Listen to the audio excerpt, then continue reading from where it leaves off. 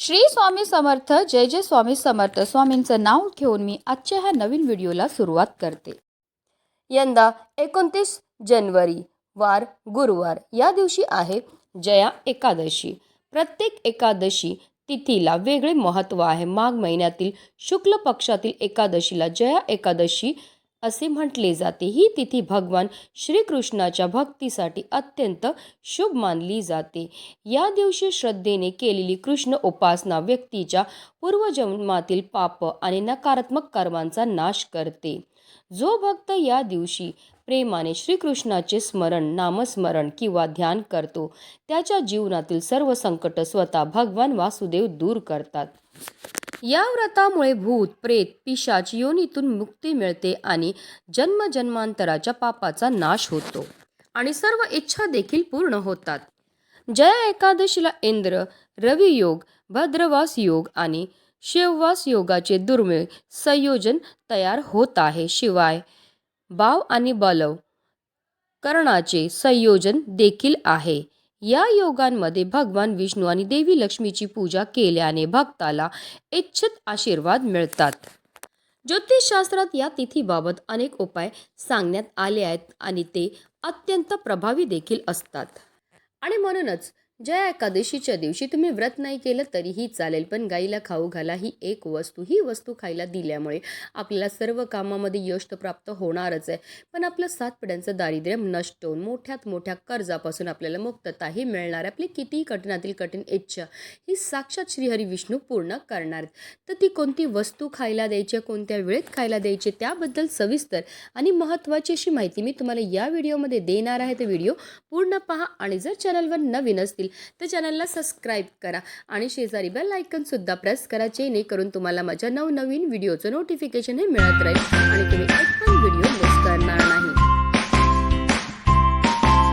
जया एकादशीच्या दिवशी आपल्याला सकाळी ब्रह्ममुहूर्तावर उठायचं. अंथरुणामध्येच आपल्याला श्रीहरी विष्णू आणि माता लक्ष्मीचं स्मरण करायचं आणि दिवसाला सुरुवातही करायची आहे.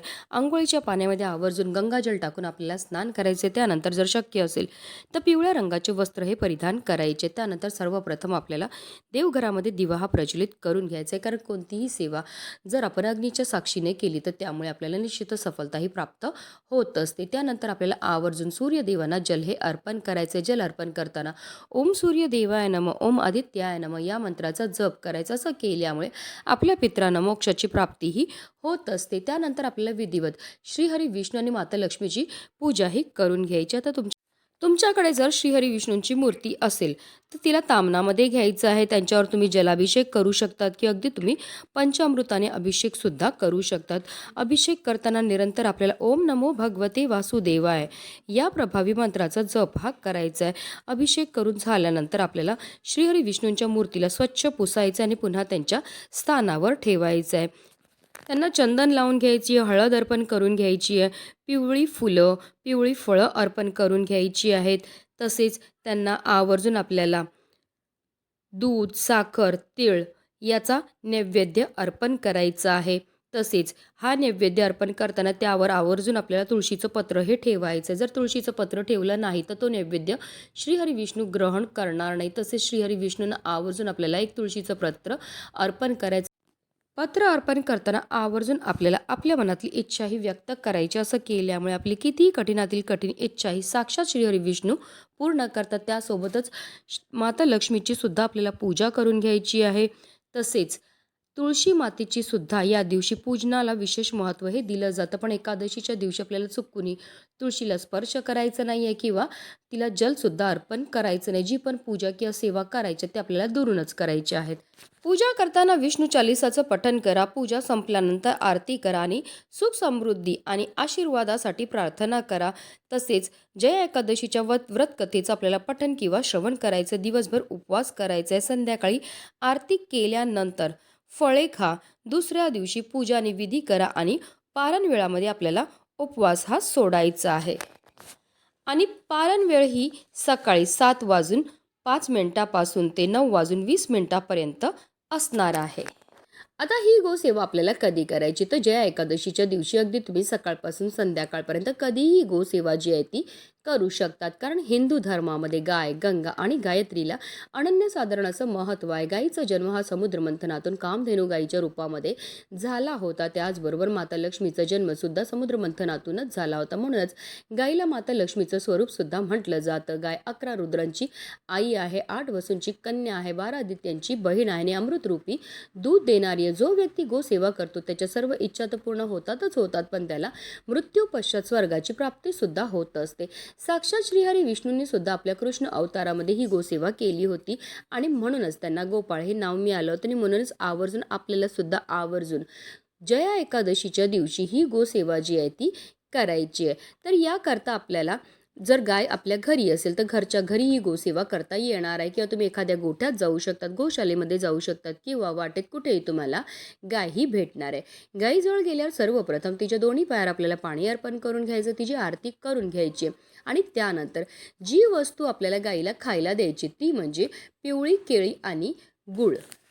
गायीला गूळ खायला दिल्यामुळे आपल्याला ग्रहदोषापासून मुक्तता मिळते. राहू, केतू, शनी, मंगळ ग्रहाच्या दुष्प्रभावापासून आपल्याला मुक्तता मिळते. ज्या मुलामुलींच्या विवाहामध्ये अडचणी येत असतील त्यांनी आवर्जून जया एकादशीच्या दिवशी असं हे गूळ आणि केळी जी आहे ती गायीला खायला द्यायची आहेत. तसेच गायीला केळी खायला दिल्यामुळे आपल्या कुंडलीतील गुरुग्रह बलवान होतो आणि आपल्या जीवनामध्ये असणाऱ्या ज्या आर्थिक समस्या आहेत त्यापासून आपल्याला मुक्तता तर मिळतेच मिळते, पण आपल्या पितरांना शांती देखील मिळते.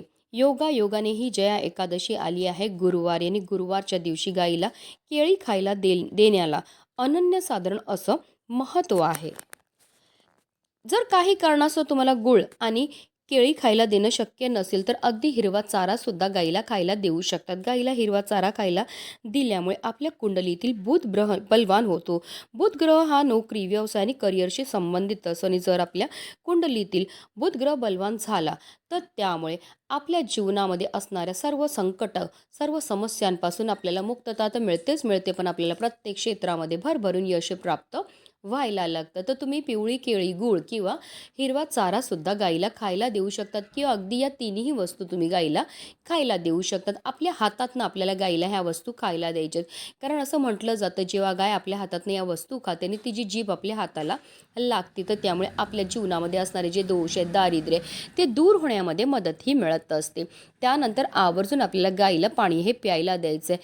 त्यानंतर आपल्याला गायीभोवती 11 प्रदक्षिणा मारायच्यात. प्रदक्षिणा मारताना निरंतर आपल्याला ओम नमो भगवते वासुदेवाय नमः या प्रभावी मंत्राचा जप हा करायचा आहे. 11 प्रदक्षिणा करून झाल्यानंतर आवर्जून आपल्याला गायीच्या पायाखालची थोडी माती उचलायची आणि तिने आपल्या कपाळावर टिळा हा लावायचा आहे. कारण जो मनुष्य गायीला हाताचा स्पर्श करून प्रदक्षिणा करतो तसेच तिच्या चरणाखालील धूळ मस्तकी लावतो त्याला पृथ्वी प्रदक्षिणेचे व सर्व तीर्थांमध्ये स्नान केल्याचे पुण्य हे प्राप्त होत असतं.